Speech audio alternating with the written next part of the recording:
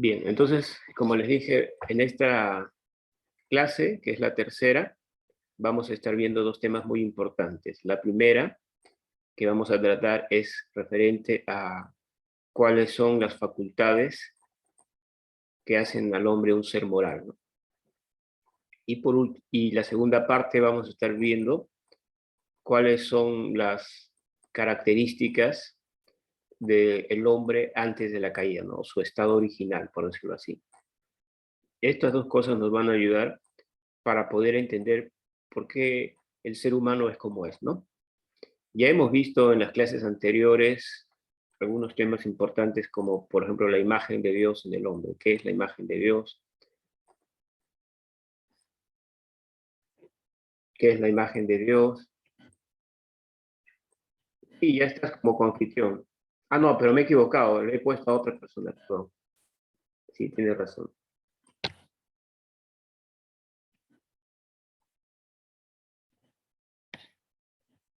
Ok, ahora sí. Entonces, hemos visto la imagen de Dios en el hombre y los elementos constitutivos del hombre, ¿no? Luego, en la cuarta clase, antes de la pruebita, vamos a hacer un repaso de los temas que hemos llevado como para poder ayudar y refrescar la memoria. Por lo pronto, entonces, vamos a estar viendo esta noche el tema de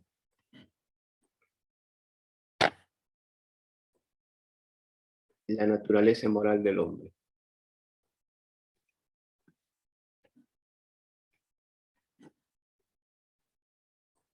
Wow.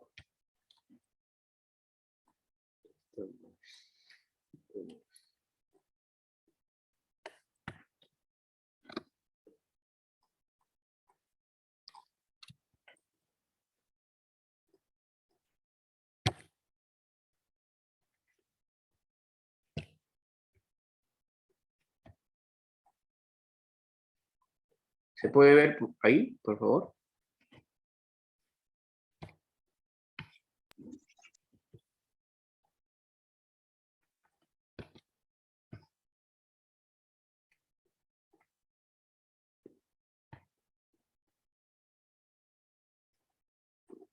¿Se puede ver ahí la imagen? Sí, pastor, se Sí ve. lo puedo ver. Ya se ve ahora. Ya, se me había cruzado. Bien, vamos entonces a hablar en este primer punto la naturaleza moral del hombre. Una de las características del hombre es que es un ser moral. O sea, parte de la imagen de Dios en el hombre es que el hombre es un ser moral. ¿Qué significa que el hombre es un ser moral? En pocas palabras, significa que el hombre tiene la capacidad de discernir lo bueno de lo malo.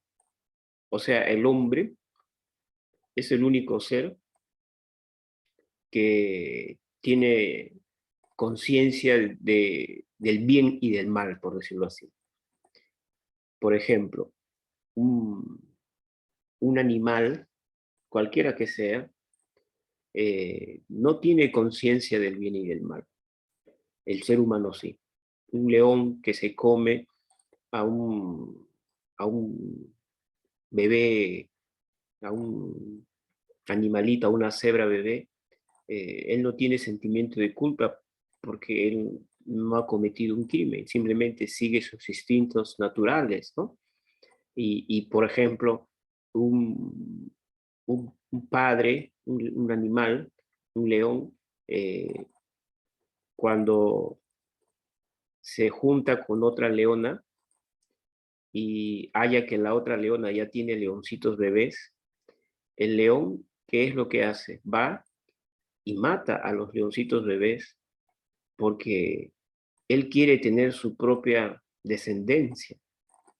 Y mientras la madre leona tenga los bebés leoncitos de otro animal, de otra pareja, ella va pues a dedicarse a esos bebés leoncitos y no va a poder estar en celo. Entonces, el otro león que quiere formar una familia con esta leona, tiene que asesinar a los leoncitos pequeños y aunque la madre sufrirá, pero al final automáticamente la naturaleza la pone en celo y el león puede pues reproducirse y producir en ella una nueva generación, ¿no? Entonces, pero para nosotros nos puede parecer algo terrible y horroroso, pero para los animales, pues, ellos no son seres morales, o sea, ellos no disciernen qué es bueno y qué es lo malo, lo justo y lo injusto, ¿no? Entonces nosotros sí, eso es parte de la imagen de Dios en el ser humano. Todos los seres humanos tienen, al menos en diferentes formas, pero tienen conciencia del bien y del mal, o también son seres con un sentido de moral, ¿no? Y vamos a estar hablando esta noche sobre lo que implica eso. Hay 4 cosas que tienen que ver con la naturaleza moral del hombre. O sea, 4 elementos que vamos a estar hablando que hacen que el hombre sea un ser moral. Y eso lo vamos a estar viendo a continuación.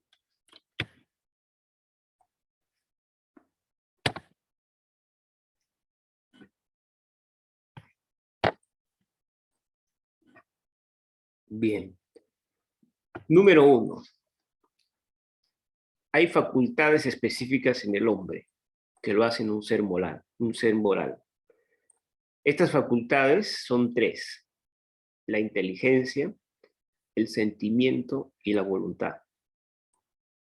La inteligencia razonadora y reflexiva que proporciona discernimiento y autoconciencia.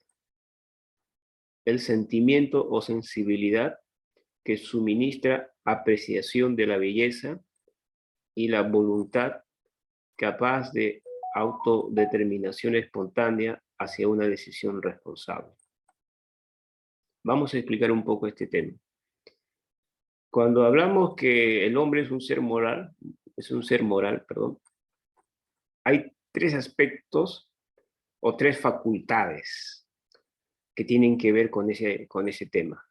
Primero, que el hombre tiene la facultad de ser un ser que razona, un ser que piensa, es un ser que tiene la capacidad de crear en el sentido de descubrir cosas, producir cosas, ¿no? La inteligencia del ser humano es una gran característica, ¿no? De que el ser humano es un ser creado por Dios. Todos, incluso hasta los no creyentes, tienen inteligencia. Incluso hay gente que es atea o gente que está en contra de la religión y que puede ser gente muy brillante a nivel, ¿no?, del conocimiento humano. Entonces, eso nos muestra de que la imagen de Dios está siempre en todo ser humano. Ahora, es otra cosa que los hombres usen la inteligencia o ese don de Dios para poder, pues, hacer cosas malas, ¿no? Que eso es otro tema diferente. Entonces, la segunda facultad que tiene el hombre es el sentimiento. El sentimiento o la sensibilidad también se le puede decir como las emociones, ¿no?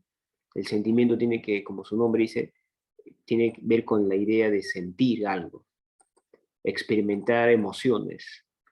Entonces, eso es una característica también del ser humano. Experimenta emociones como alegría, como tristeza, como ansiedad, como paz, como podríamos decir odio, como misericordia, o sea, sentimientos que experimenta el ser humano, ¿no? Entonces, eso lo hacen parte de ser también creación de Dios. Y por último, otra facultad del ser humano es la voluntad. El hombre y la mujer, de hecho, son seres con libre albedrío, o sea, con capacidad de tomar decisiones, de decidir por sí mismos. Y esas 3 cosas, inteligencia, sentimiento y voluntad, son los que nos hace únicos. son, son las cosas que nos diferencian de los otros seres creados por Dios. Entonces usted es un ser que piensa, que razona, que planifica, que medita, que reflexiona hacia él.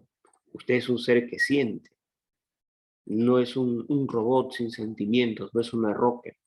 Aún la gente más mala que a simple vista pueda parecer piedra, tiene algún tipo de sentimiento, ya sea hay sentimientos buenos y sentimientos malos, ¿no? Por ejemplo, el resentimiento, el odio, la amargura, son sentimientos, son emociones, pero negativas, pero experimentamos.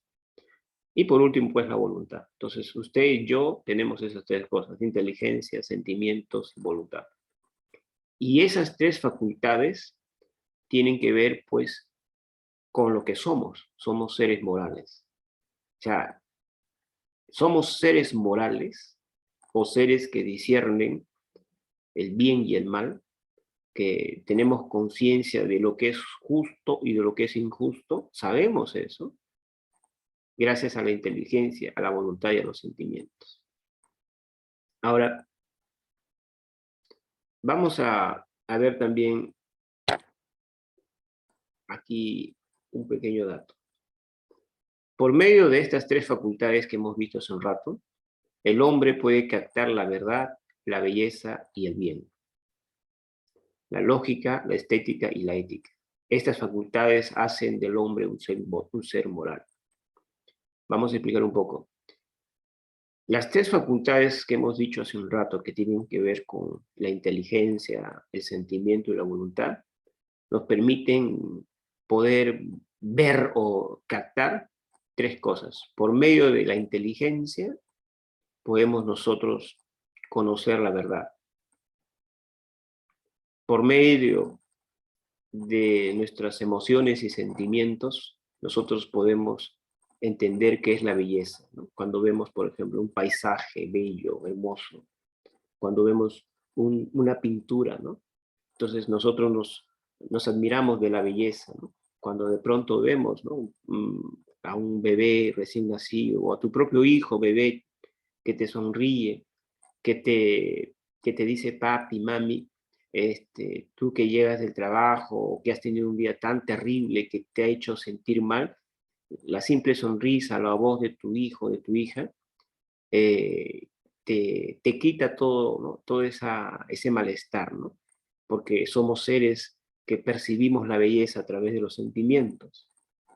Y por otro lado también, a través de la voluntad, ¿no? O del libre albedrío, nosotros podemos captar qué es lo bueno y qué es lo malo. Sabemos qué cosas que hacemos están bien y qué cosas que hacemos están mal. Entonces, a través de esos tres elementos que hemos dicho, eh, inteligencia, sentimiento y voluntad, podemos detectar la verdad, la belleza y el bien.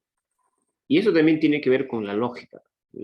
Por medio de la inteligencia descubrimos la verdad. Y la verdad tiene que ver una relación con la lógica. Por medio del sentimiento, nosotros descubrimos la belleza de las cosas, que tiene que ver con la estética. Y por medio de la voluntad o el libre albedrío, nosotros podemos descubrir cuál es lo bueno y cuál es lo malo. Y eso tiene que ver con la ética. Todas estas tres cosas nos hacen a nosotros seres morales, ¿no? Lo moral tiene que ver con, con el sentido del bien y del mal. Ya, eso, cada vez que usted escuche la palabra moral, moralista, moralidad, la moral tiene que ver con eso, el sentido del bien y el mal, ¿no? ¿Qué es lo bueno, qué es lo malo? Por eso en esta última época eh, se habla mucho de la nueva moralidad. La nueva moralidad, ¿qué dice? La nueva moralidad dice que ya no hay valores absolutos, dice que cada uno puede tener su propia verdad, que ya no hay estándares de conducta, que lo que para ti puede ser bueno, para mí puede ser malo. Y lo que para él es bueno, déjalo. Y si para ti es malo, ¿qué te importa a ti? Así dicen ahora la nueva moralidad. Por eso ahora se acepta de todo, pues. Ya no hay valores absolutos como que la Biblia declara, ¿no? Entonces, por eso no se ha escuchado que dice la gente, un hombre puede casarse con otro hombre. ¿Qué de malo hay si se aman? O sea, ¿cuál es el delito? No le hacen daño a nadie, dice. ¿Y por qué no dejas que sean dos lesbianas que quieran adoptar un hijo? Dice. O sea, ¿qué de malo? O sea, si ellas sienten que están felices, déjalas, ¿no? O cuando dicen también, ¿no? ¿Por qué quieren impedir ustedes el aborto?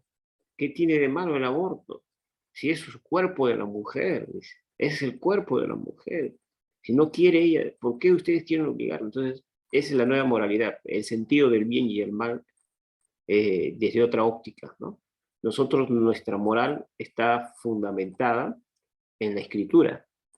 Nuestra moral se basa en la palabra de Dios.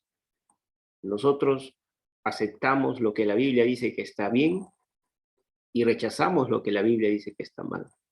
El mundo no, el mundo tiene su propia moral, donde se permite todo. Por eso Jesús dijo que a lo bueno le van a llamar malo y a lo malo bueno, ¿no? Eso también lo dijo Pablo.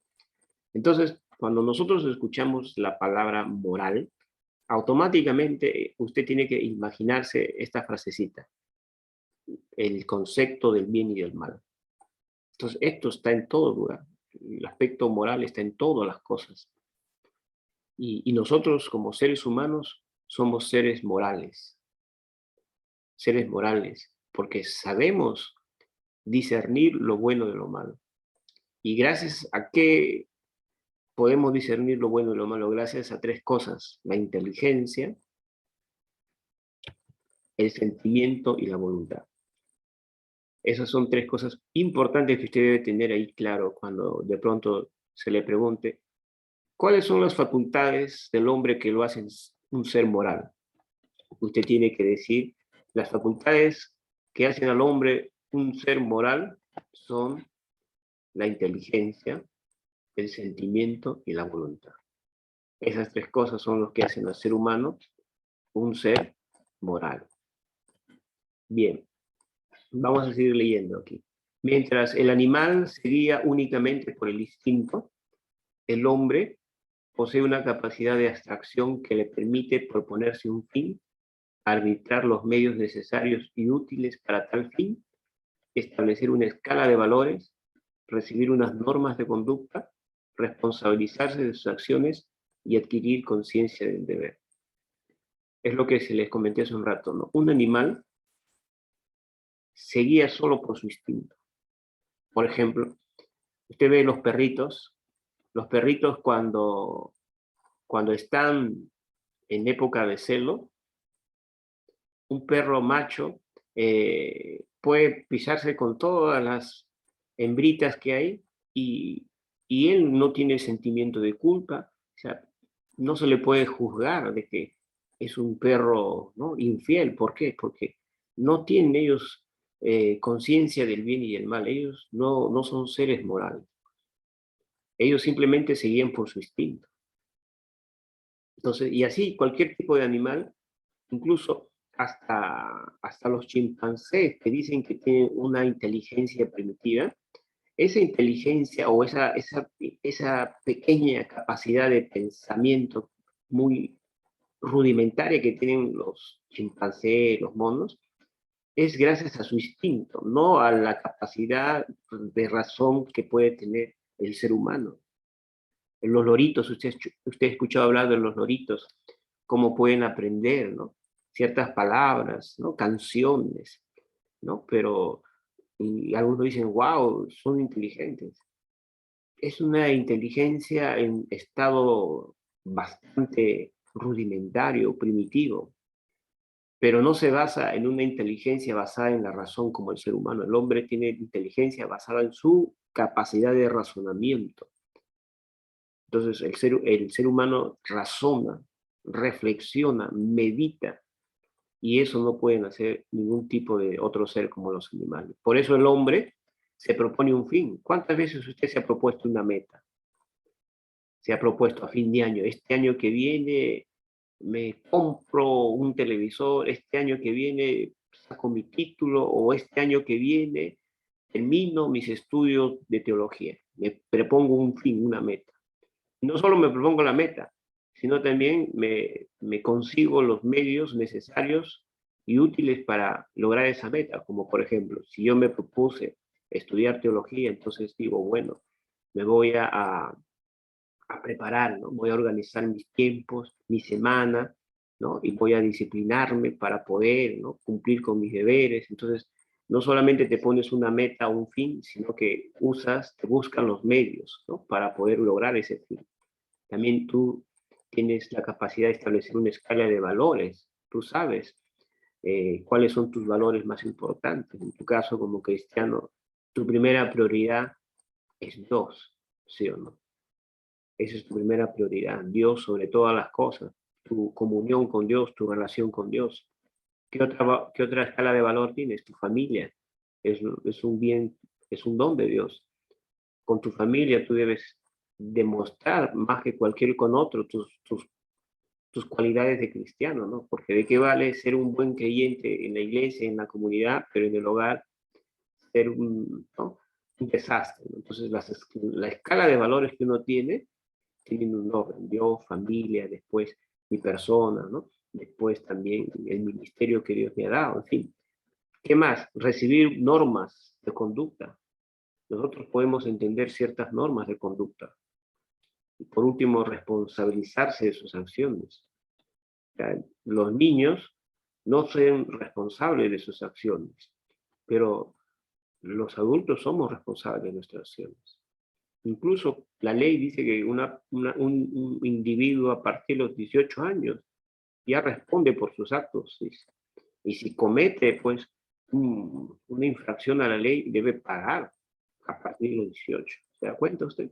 Entonces, estas cosas son, ¿no? Y el tener conciencia del deber. Todas estas características hacen que el ser humano sea un ser moral, ¿no? Y eso es parte de la imagen de Dios en nosotros. Nos ha hecho seres morales. Bien, vamos entonces a estar viendo otro segundo aspecto, ¿no? Ya hemos visto, por ejemplo, este aspecto de las facultades. Uno es facultades específicas del hombre. Estos son el primer punto. Le dije que son 4 puntos que vamos a ver, ¿ya? Este es el primero. Ahora vamos a ver el segundo, que es la comunión con Dios.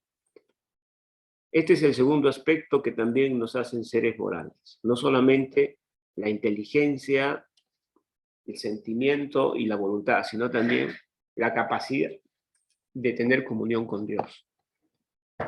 Por ejemplo, vamos a leer aquí. La comunión con Dios suministra a la naturaleza moral del hombre una dimensión peculiar. Ya David en el Salmo 8 prorrumpe en un cántico de alabanza al enumerar la gloria que Dios ha dado al hombre. Pero el Salmo 42 comienza con un arrebato de sublime poesía en la búsqueda de la comunión con Dios y el refugio seguro en su poderoso brazo. Notemos que la comunión de nuestros primeros padres con Dios, cuando Él se designaba a pasear todos los días con Adán y Eva, a la brisa del atardecer, era algo natural y común. Bien. Este segundo punto que tiene que ver con la comunión con Dios es lo que nos hace seres morales también.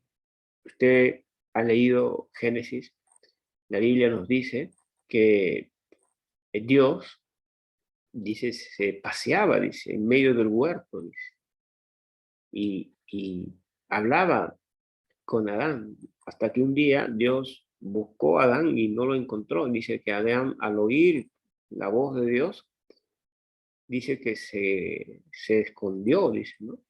Porque se dio cuenta que estaba desnudo, y se tuvo miedo, dice, y se escondió. Pero antes de la caída, lo que el texto nos quiere dar a entender es que la comunión de Dios con Adán era algo común, cotidiano, no era algo nada fuera de lo normal. Entonces, el hecho de que el ser humano fuera creado por Dios es el hecho de que tenemos capacidad de tener comunión con Dios. Entonces, el tener la capacidad de comunión con Dios es una segunda característica que nos hace seres morales. por más bueno que sea un animalito, no puede tener comunión con Dios. No tiene conciencia, un animalito no tiene conciencia que hay una realidad espiritual. No tiene conciencia que hay un ser creador. ¿Por qué? Porque el animalito no está creado como el ser humano. Por eso los animalitos, cuando mueren, ¿no? No hay resurrección para ellos, ¿no? O sea, su alma, si bien es cierto, tienen un alma también, porque la Biblia lo dice, son seres vivientes, son almas vivientes, es un tipo de alma inferior que cuando muere, el cuerpo, esa alma se desintegra, deja de ser, ¿no? Entonces, así los creó Dios. No sabemos por qué decidió hacerlo así. Si usted me pregunta, yo no podría dar más allá de lo que dice la Biblia, ¿no? Pero al ser humano Dios lo creó con la capacidad de que si el cuerpo muere, el ser espiritual todavía vive y vivirá siempre, ya sea para condenación eterna o para dicha eterna. Entonces, eso es lo que nos hace seres morales, la capacidad de tener comunión con Dios. Bien, vamos entonces ahora a ver otro punto, la conciencia. Este también es otro alimento muy importante que nos hace ser seres morales, la conciencia. Este tema es muy importantísimo. Le ruego toda la atención posible porque esto de aquí que vamos a estar viendo nos va a ayudar a entender un poco más a los hombres y a nosotros mismos en particular. Vamos a leer y explicar, ¿ya? La conciencia es una sola propiedad reflexiva de la mente humana por medio de la cual nos percatamos en estado de alerta vigilante, en vela, del curso de nuestra propia actividad interior.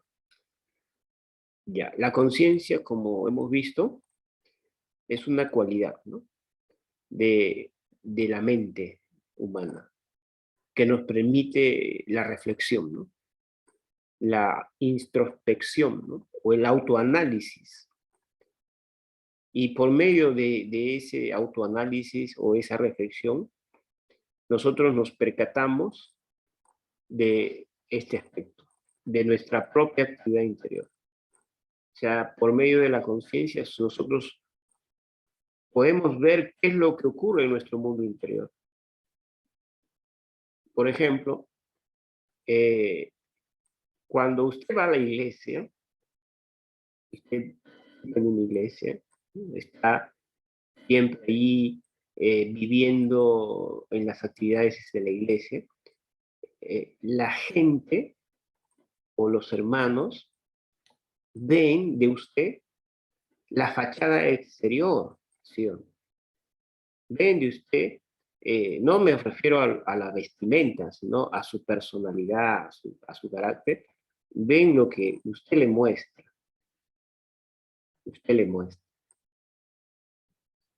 Pero sabe que Dios no ve lo que está delante de los ojos, dice la Biblia, sino Dios ve el corazón, dice, ¿no?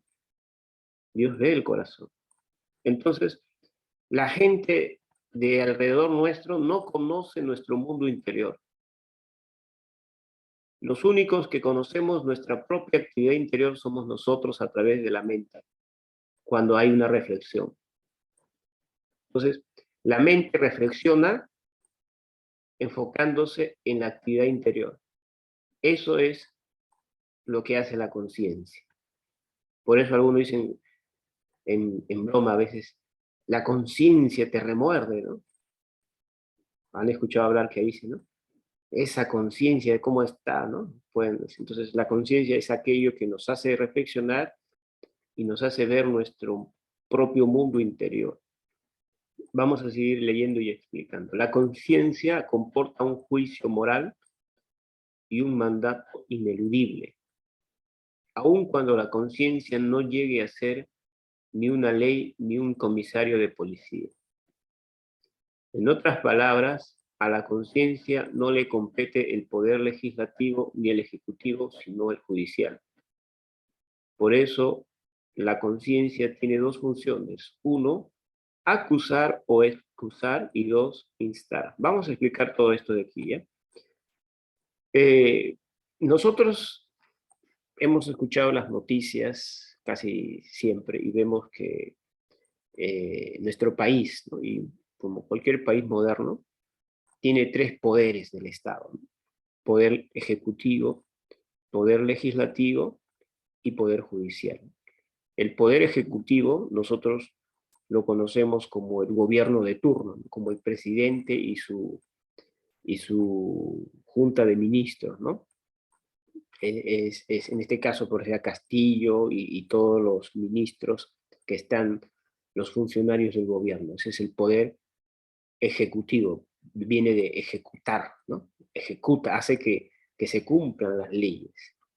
El poder legislativo, poniendo nuestro ejemplo, es el Congreso, ¿no? Todos los hombres y mujeres que están en el Congreso, ¿no? Los legisladores, por eso se llaman, son aquellos que tienen la facultad de producir las leyes de un país, ¿no? Ellos son los que generan las leyes, ¿no? Ellos generan las leyes, pero no tienen el poder de hacer ejecutar esas leyes, simplemente ellos solamente se limitan a producir leyes. El Ejecutivo no produce muchas leyes, el Ejecutivo hace que las leyes del Poder Legislativo se lleven a la práctica. Entonces hay dos poderes. Justo ahorita en nuestro país ¿no? vemos las noticias de cómo el Poder Legislativo o Congreso está en riña con el Poder Ejecutivo o el gobierno. Pero también hay otro tercer poder, ¿no? Que a veces no se escucha mucho, el Poder Judicial, ¿no? ¿Quién no conoce el Palacio de Justicia en el centro de Lima, al frente del Sheraton? Entonces, ahí está el Palacio de Justicia, ¿no? Es un tercer poder del Estado. El Poder Judicial se encarga de velar por la justicia. Es el que emite juicio aquel que quebranta la ley. Entonces, vemos aquí tres poderes. El Poder Legislativo es el que produce las leyes. El Poder Ejecutivo es el que hace que esas leyes se cumplan. Y el Poder Judicial es aquel que vela para que las leyes que han sido quebrantadas puedan ser juzgadas, ¿no? Entonces ahí están los tres poderes.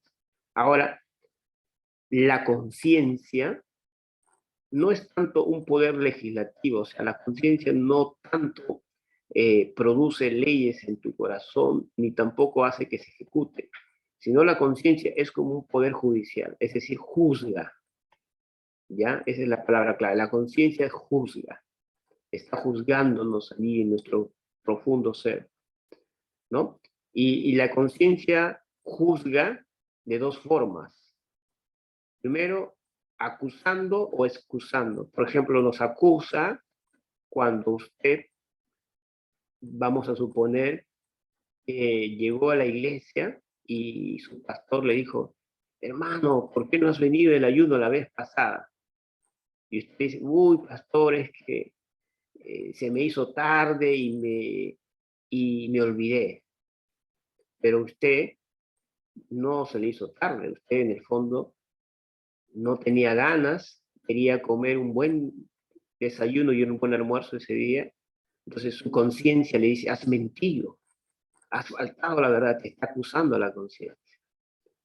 O en otros casos, vamos a poner otro ejemplo, que un día llegaste al templo tarde y de pronto el hermano diácono dice, hermano, muy mal, usted llega tarde, pero usted sabe en su conciencia que no llegó tarde porque quiso, usted hizo todo lo posible, pero en el camino, vamos a suponer que la moto que usted estaba tomando se malogró la llanta y no había forma de cómo, entonces usted hizo todo lo que está en sus manos para llegar, salió temprano, pero ya escapa de su poder el haber llegado tarde. Entonces su conciencia en este caso lo excusa. A pesar de que otros lo puedan ¿no? criticar, usted está con su conciencia tranquila. Por eso dice, una de las funciones de la conciencia es juzgar, ¿no? A veces te acusa cuando has hecho algo malo o a veces te excusa cuando has hecho algo bueno y a pesar de que otros no te crean. Entonces, esa es una función de la conciencia, pero también tiene otra función de instar. No solamente la conciencia evalúa lo que hemos hecho, ya sea acusándonos, sino también esta evaluación es como dice el estado pasivo, es como un observador, ¿no? Es como un espectador que se pone a mirar.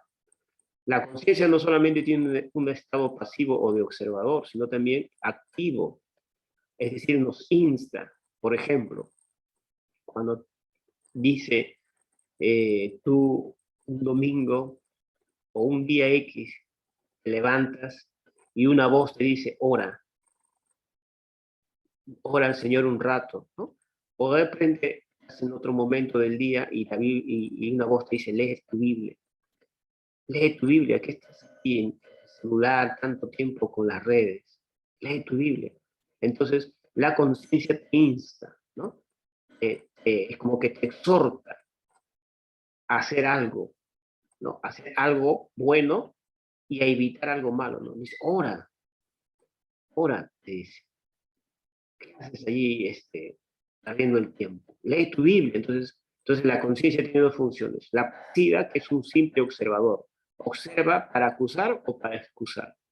Y dos, ya no actúa como un observador, sino como en el buen sentido del término, como un instigador. Impulsa, empuja hacia algo, ya sea hacer algo bueno o evitar algo malo. Entonces, esa es la conciencia.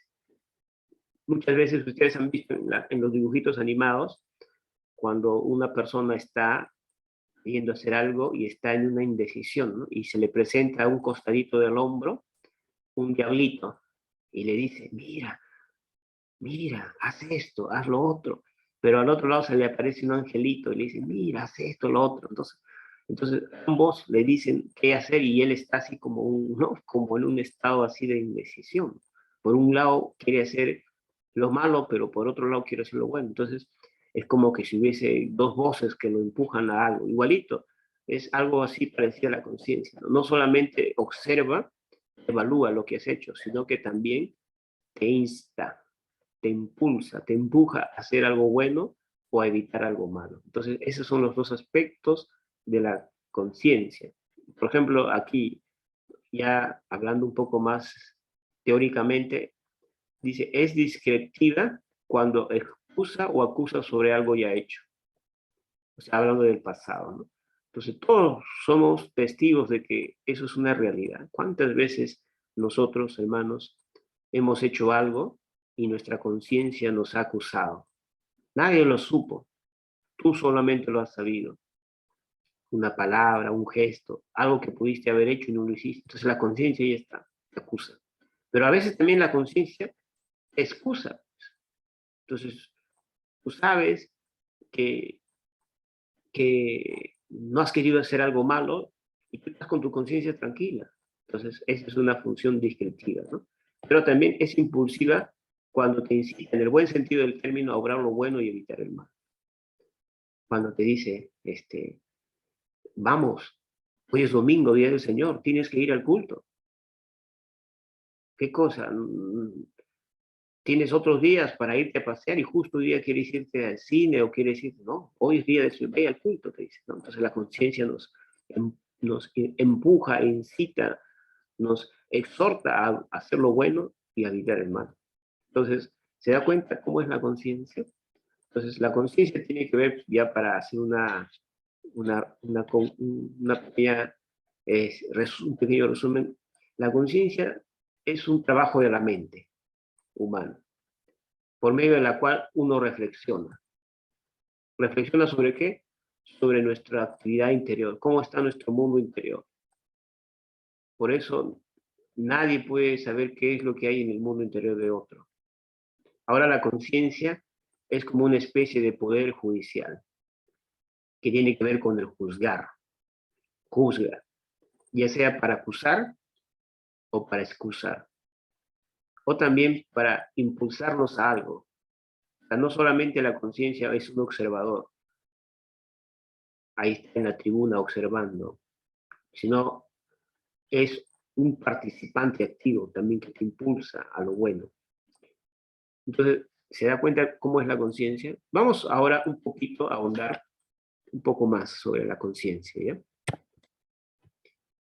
La conciencia, el oficio de la conciencia es dar testimonio.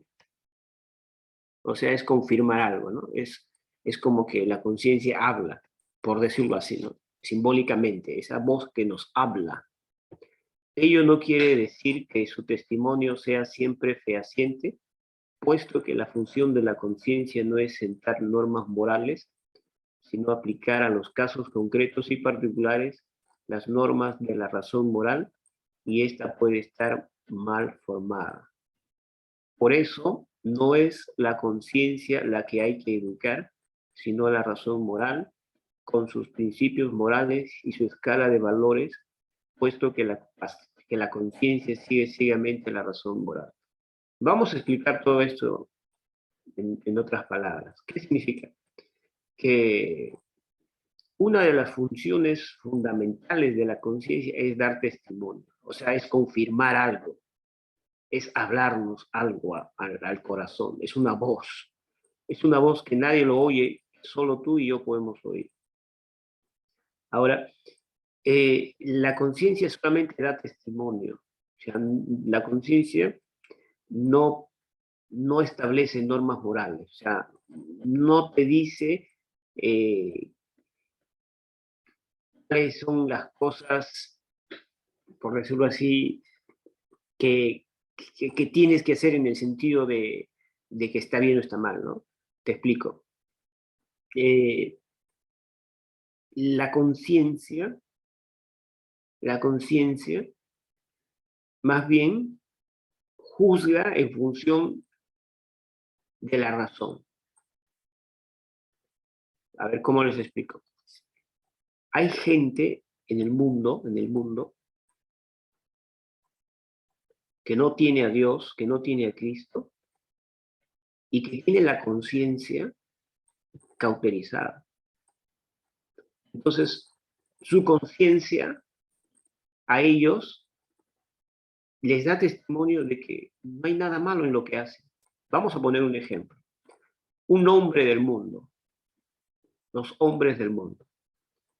El hombre que no conoce la palabra de Dios, que no tiene a Cristo, en el mundo el machismo es terrible. Y un hombre en el mundo, ojo, puede haber excepciones, claro, que le saque la vuelta a su mujer, para muchos no es el fin del mundo. Muchos hombres piensan y dicen en su mente: yo amo a mi mujer, amo a mis hijos, ellos son mi prioridad, pero soy hombre y necesito de vez en cuando darme mis canitas al aire. Total, todo el mundo lo hace, ¿qué tiene de malo? Es una diversión, dice, ¿no?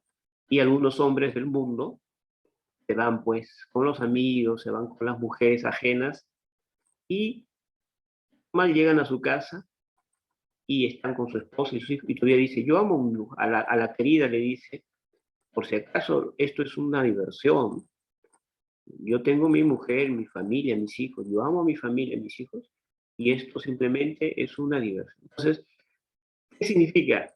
Que la conciencia de estos hombres está cauterizada. ¿Por qué? Porque su conciencia para ellos no les hace sentir mal.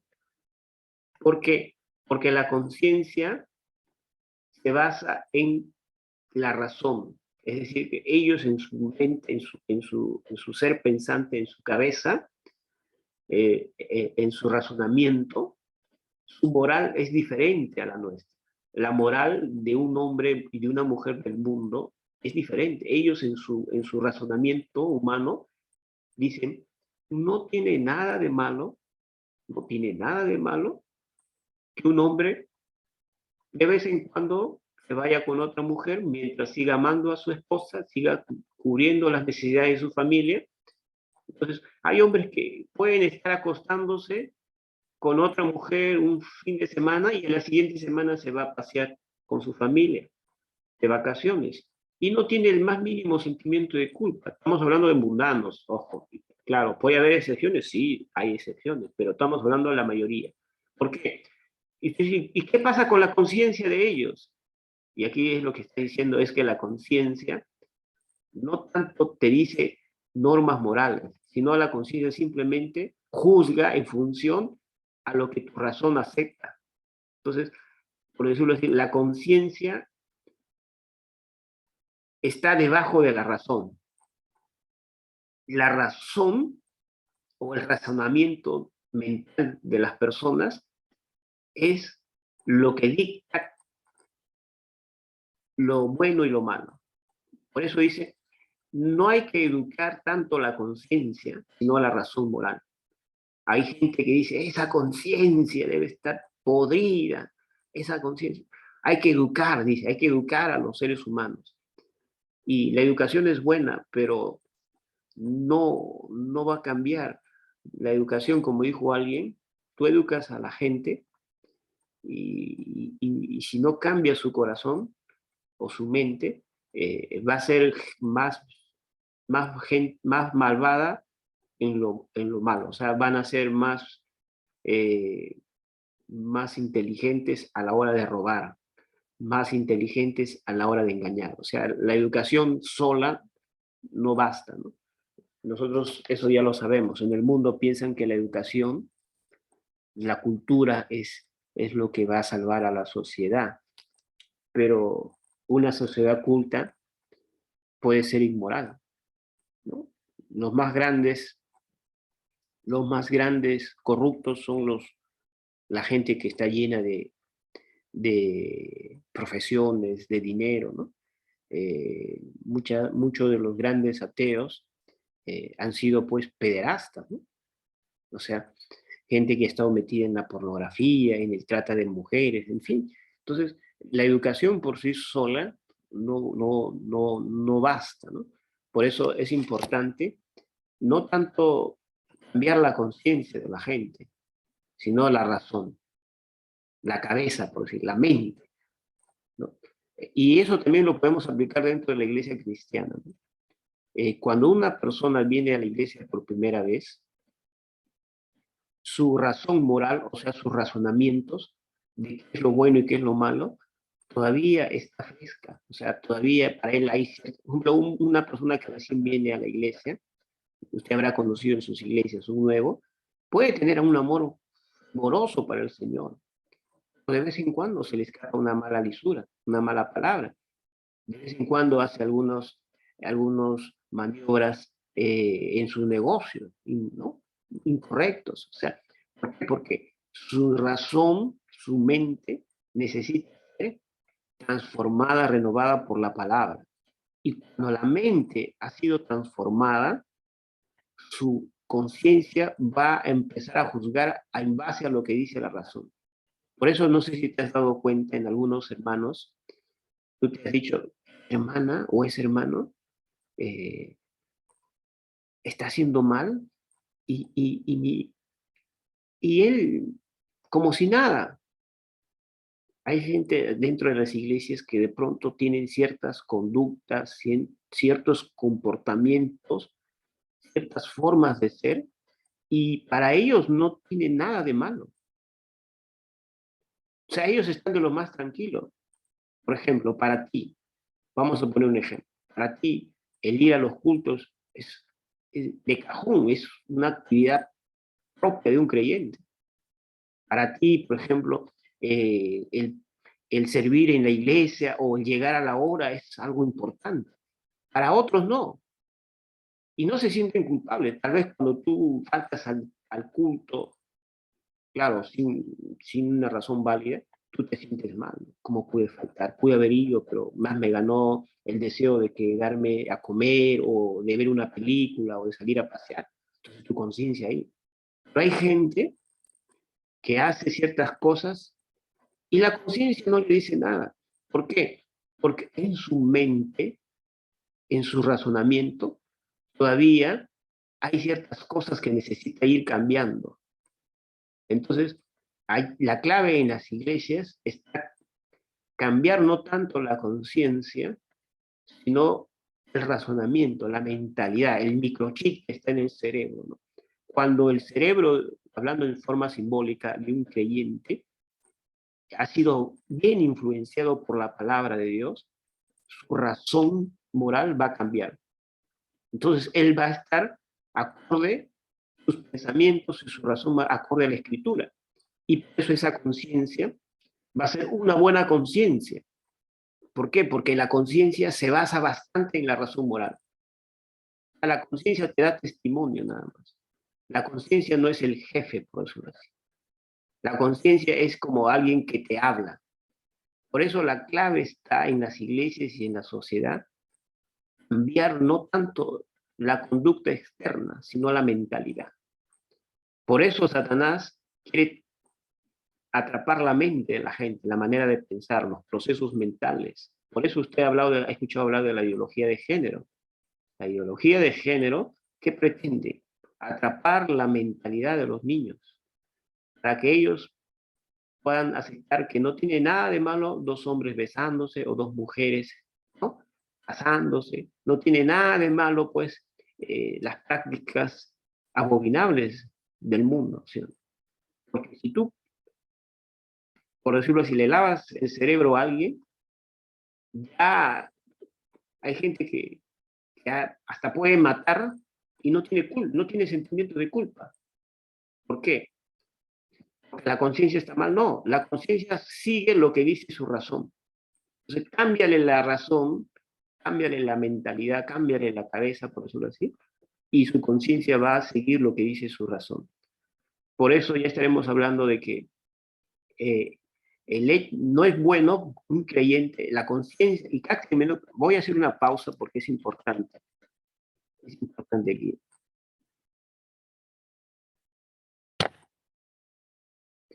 Quiero que me capten. Eh, Esto es algo muy tremendo y quisiera que lo vean de una manera correcta. Eh, la conciencia es buena, es un regalo de Dios que ha dado a los hombres. Pero, sin embargo, y quiero que capte aquí, uy, le he puesto en pausa la grabación. Bueno, la conciencia es buena, pero ojo, y quiero que capte, el creyente no debe solo apoyarse en la voz de su conciencia. ¿Mm? La conciencia es buena, pero no debe apoyarse solo en la voz de la conciencia. Porque ya les dije, la conciencia depende mucho de aquí. ¿Cuáles son tus valores? ¿Qué es bueno y qué es malo en tu cabecita? Y si para ti ciertas prácticas no tienen nada de malo, la conciencia va a entender que no hay malo. Vamos a suponer, un ejemplo me pongo. Si en mi cabeza el ir al culto, cuando yo considero que cuando tengo ganas, cuando me sobra tiempo, debo ir, y si aquí yo entiendo que eso no tiene nada de malo, mi conciencia no me va a mortificar. Pero cuando yo, vamos a suponer, cuando yo tengo el texto bíblico y este texto se mete aquí, ahí adentro se mete. Entonces todo esto se ha empapado.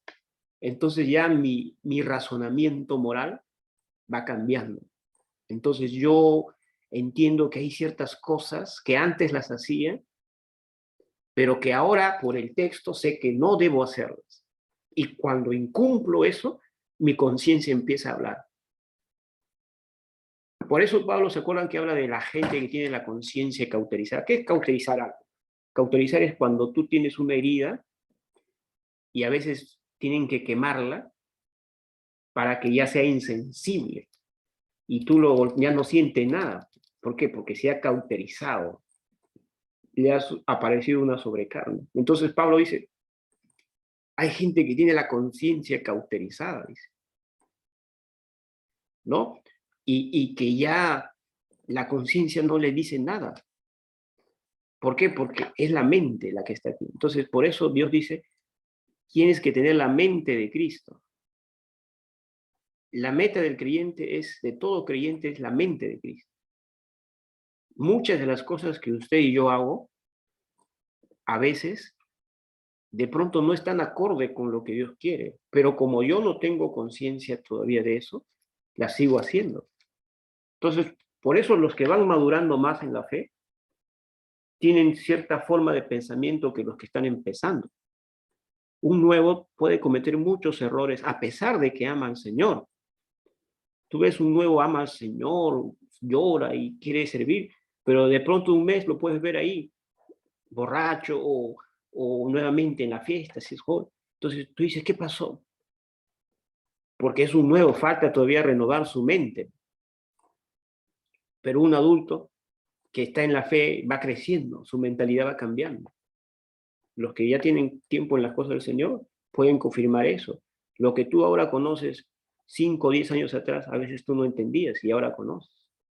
Ahora hay otro tema, hay creyentes que pueden estar 10, 15, 20 años y mientras esto no cambien van a ser niños en la fe o niños en Cristo, perdón. Pablo habla de los niños en Cristo. O sea, gente que ya debía ser maestra, pero no ha desarrollado su capacidad de discernir lo bueno de lo malo. O sea, su mentalidad se ha quedado ahí.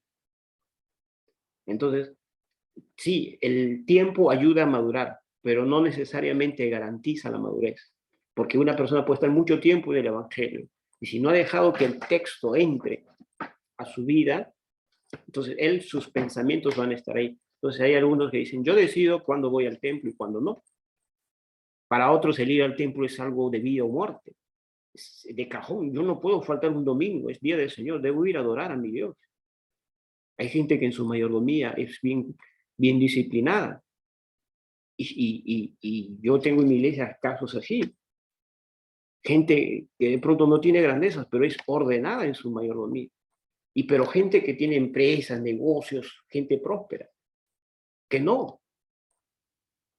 Entonces, hay muchos que son pastores, se pueden dar cuenta de eso. Entonces, yo a veces digo, wow, ¿cómo no? Y justamente a líderes que tienen negocios, empresas, que salen al frente y no tienen el sentimiento de culpa. O sea, para ellos no les hace problema. Entonces, ¿qué parte es?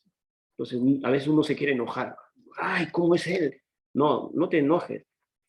Esto tiene que cambiar. Cuando esto cambie de algunos, entonces su conciencia también los va a acusar o los va a excusar.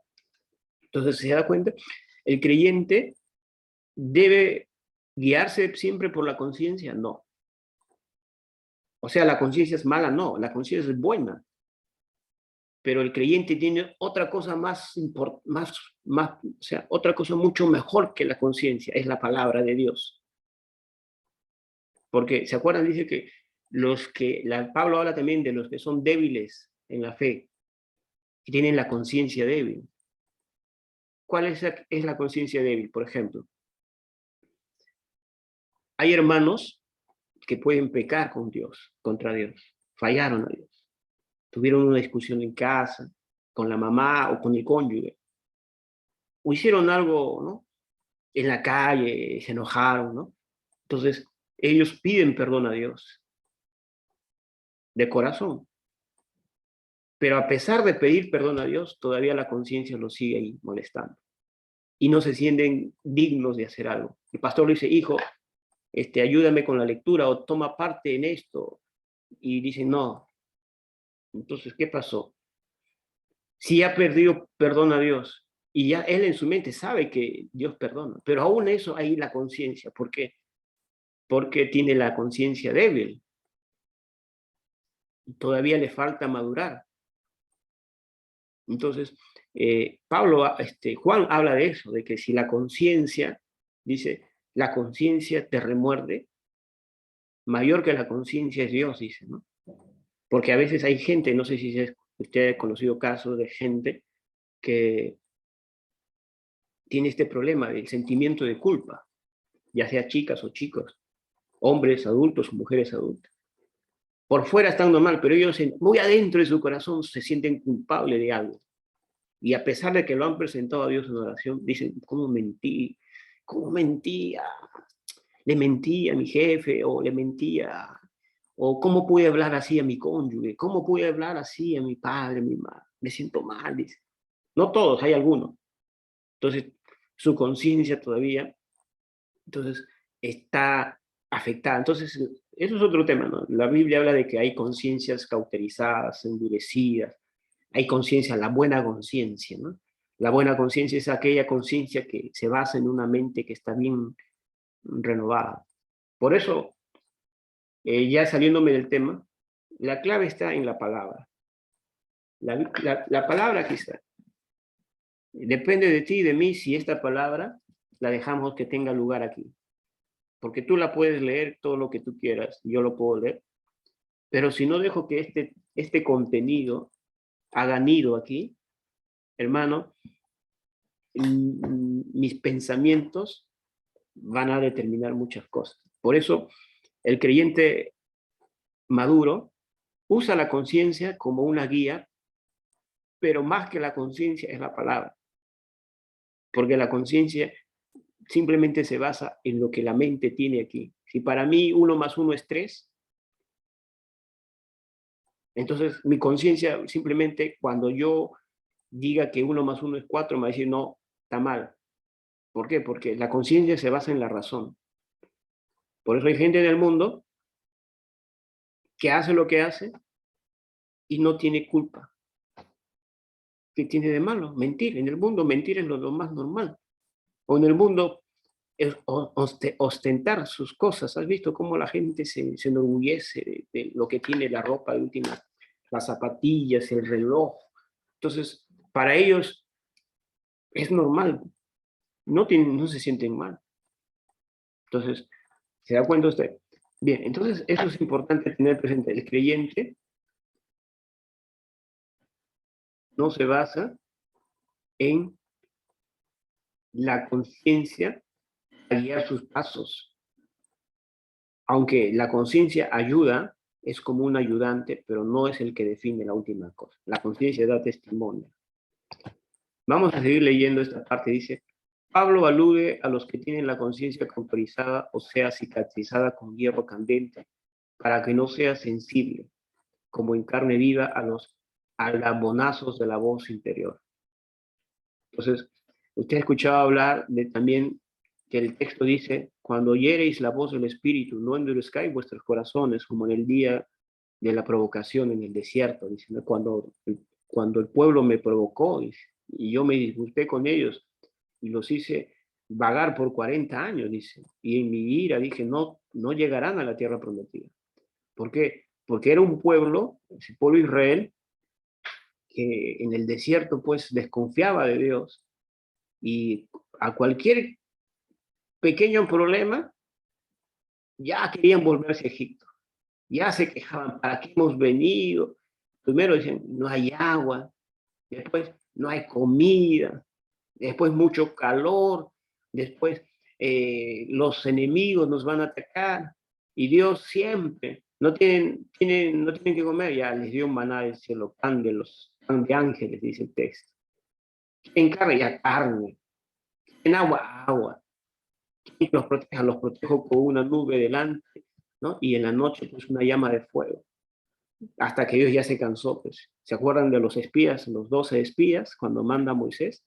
Eso fue la gota que rebasó el vaso. Regresaron y 10 dijeron, no, que esas ciudades son amuralladas, tienen ejército.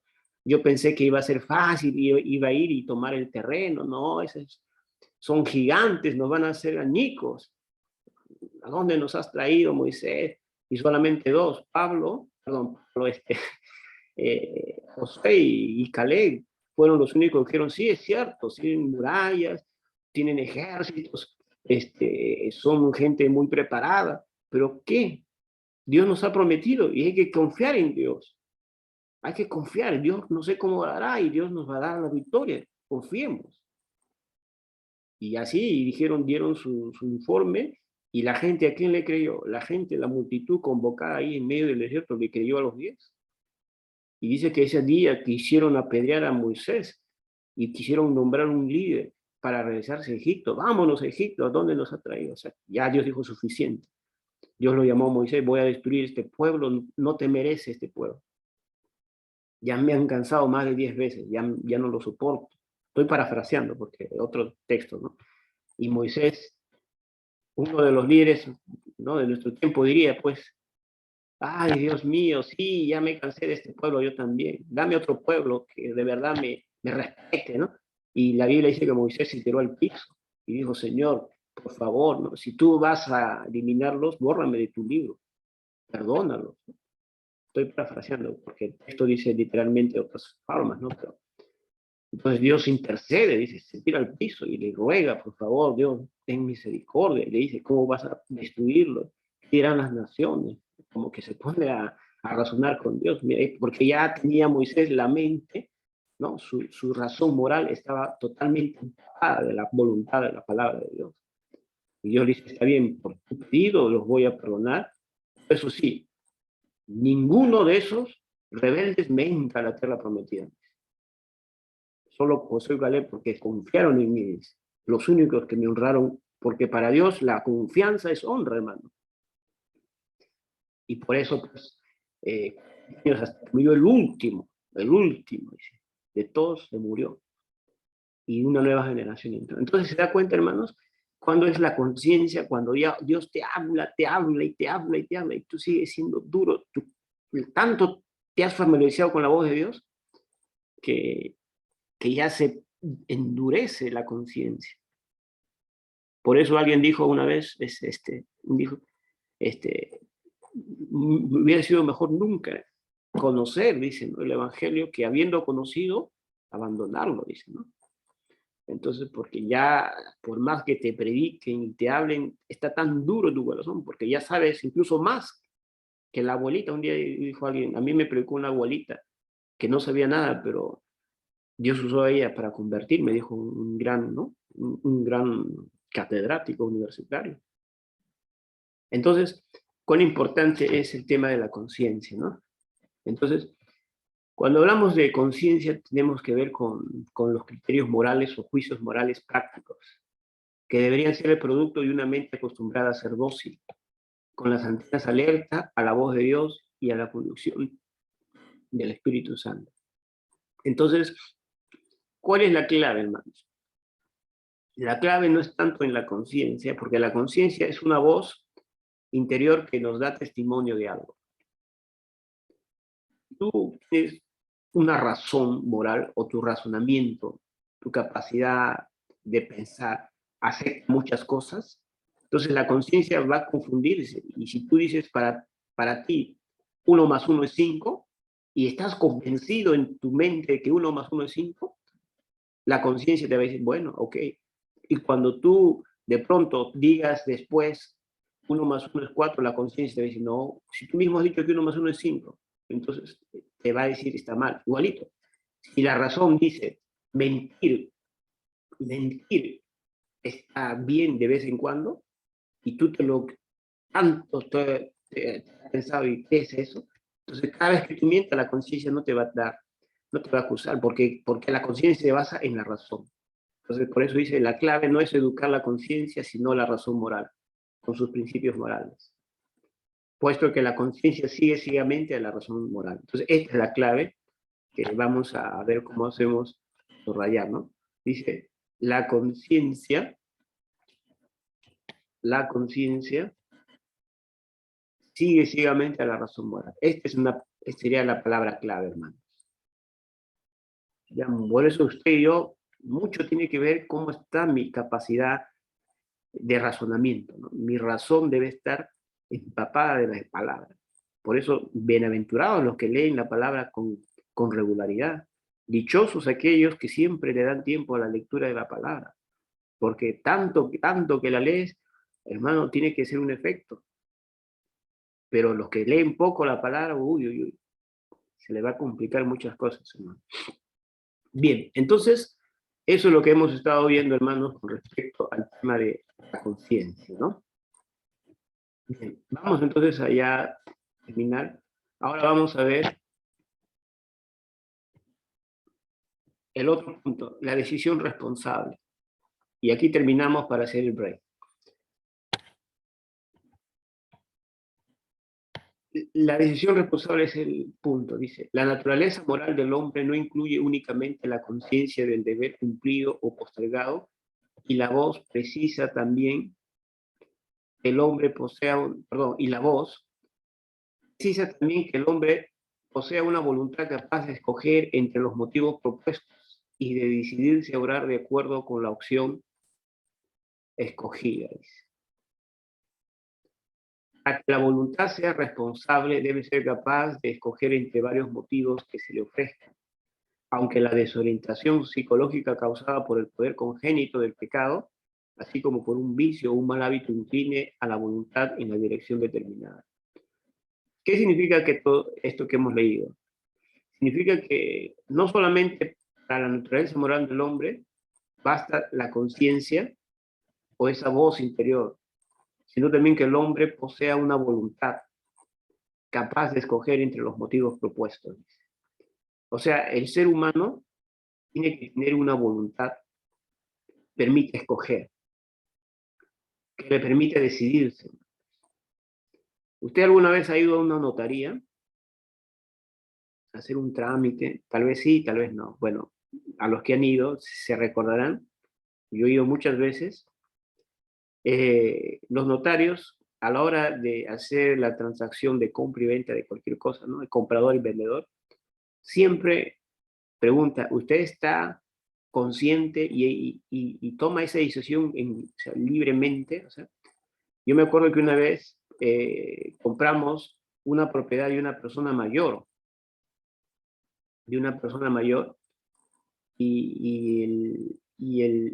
cuando ya nos tocaba ya estar en la última fase, el notario le preguntó, ¿usted está consciente de lo que está haciendo? ¿Usted libremente está decidiendo vender ¿no? lo que está vendiendo? ¿Alguien lo ha coercionado? ¿Alguien lo está obligando? Dígame ahora. O sea, y usted sabe qué día es hoy, o sea, le preguntaba si él era lúcido, o sea, estaba mentalmente sano, ¿no?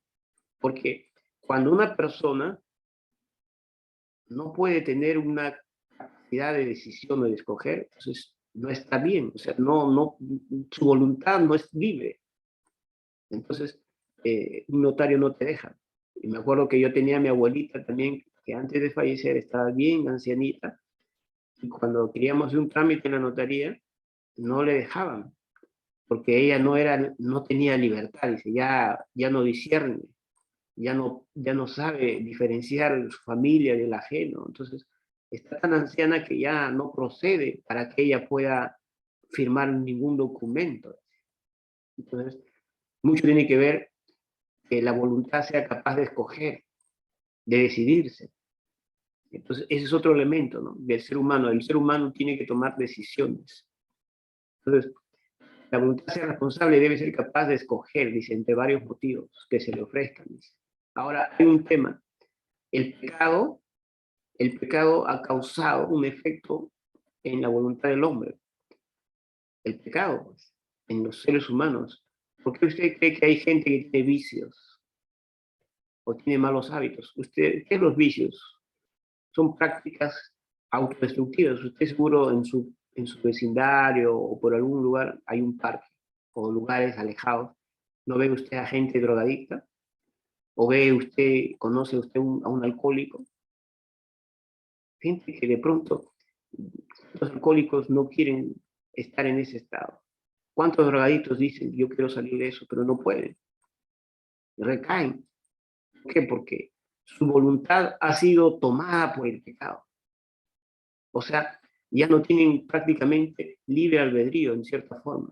Lo tienen, pero bien disminuido.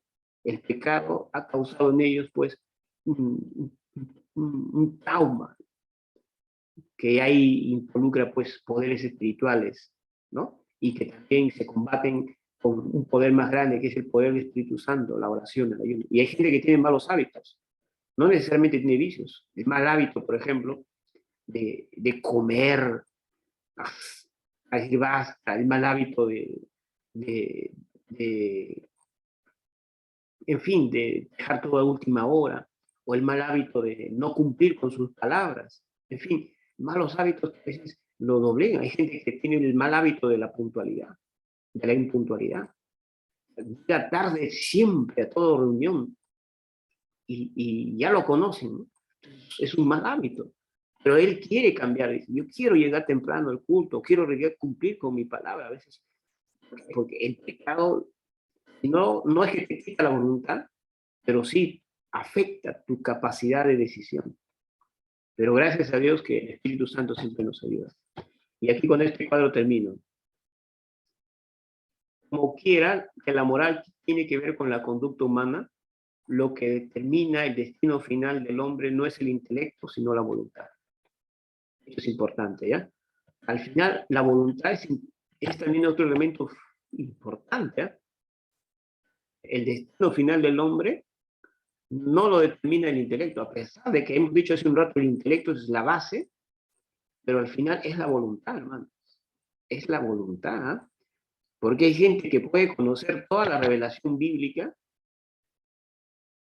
puede conocer, como dice Pablo, todos los misterios, pero si no actúa al final en base a ese conocimiento, de nada le sirve, ¿no? Entonces, al final, la voluntad también tiene su lugar. Un campesino que no conoce nada de la palabra, solo sabe que hay un Dios, y ese Dios le quiere, de repente ni sabe que la tierra es redonda, pero si ese campesino vive y muere haciendo la voluntad de Dios, se va al cielo. Pero el catedrático que se ha leído la Biblia y sabe hebreo, griego, y conoce los misterios más profundos de la fe, pero al final nunca decidió obrar de acuerdo a eso, tendrá otro destino, hermano. Entonces, esta es una gran verdad. En cada acto del alma, en cada acto del alma, actúan todas las facultades, las que hemos visto al principio. Pero como el conocer y el sentir son actividades, ninguna de ellas es posible sin la voluntad. ¿Se acuerdan cuando vimos la primera cosa? Decimos, ¿cuáles son las facultades del ser humano? Tres, ¿no? Inteligencia, sentimiento y voluntad. Y la inteligencia tiene que ver con el conocer. Y el sentimiento también, pero son actividades que a la larga la voluntad es la jefa, por decir, porque tú puedes conocer de todo y entender todo, pero si no actúas de nada te sirve. Tú puedes tener los mejores sentimientos, dices, ay, yo amo a Dios como no te imaginas, Dios es todo para mí, yo siento la paz y el gozo en la presencia de Dios, o tú puedes decir, yo amo a mi familia, amo a mis padres, para mí mis padres son lo más grande. Pero si tú quedas en sentimientos, si no hay acción, hermano, de nada te sirve. Entonces la voluntad es la clave, hermano. La acción. Entonces al final la acción también es otro elemento, la voluntad. Cuando la voluntad imprime una determinada dirección a sus actividades, así como a las del intelecto y la sensibilidad, se produce una inclinación. Como cuando se dobla un alambre por un punto. Es posible, pero muy difícil rectificarlo. Por eso, la que comienza por ser un acto se convierte en una actitud.